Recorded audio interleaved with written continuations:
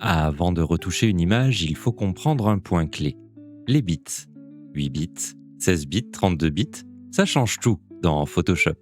Je vous explique en moins de 3 minutes et si vous voulez progresser plus vite, abonnez-vous.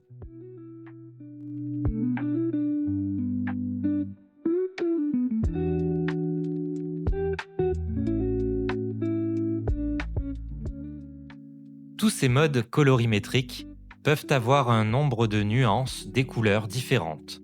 On appelle ces différentes nuances de couleurs des bits. Ces différentes nuances de couleurs peuvent être segmentées en 8, 16 et 32 bits. Le bit, c'est une contraction des termes anglais binary digit ou chiffre binaire. Mais attention, ce terme n'a pas la même signification selon le domaine dans lequel il est employé.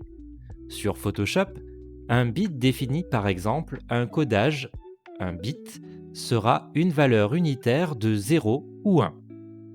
Les images 8 bits ont 256 nuances, ou niveaux de couleur par canal. Pour le RVB, cela signifie que l'image peut contenir 256 par 256 par 256, soit 16,7 millions de couleurs. Les fichiers 16 bits sont toujours 2 fois plus volumineux qu'un fichier 8 bits ayant les mêmes dimensions. Le 16 bits utilise 65 536 nuances de chaque couleur par canal, ce qui donne un total de 281 trillions de couleurs pour le RVB. L'œil humain ne peut distinguer qu'environ 10 millions de couleurs. Vous pouvez donc vous demander quel est l'intérêt du 16 bits ou le 32 bits avec 16 777 216 nuances. La réponse est que cela vous donne une marge de manœuvre pour le montage.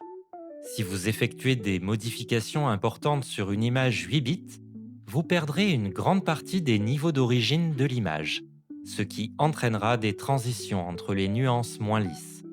De plus, si vous faites un dégradé, l'impression ne rendra pas comme vous le souhaiteriez, car votre dégradé a différentes bandes de couleurs juxtaposées en raison des niveaux manquants. En revanche, un dégradé lourd sur un fichier 16 bits ou 32 n'aura pas d'effet négatif. Le 16 bits est le meilleur compromis, car il permet d'avoir une bonne qualité de nuance et il n'est pas trop lourd.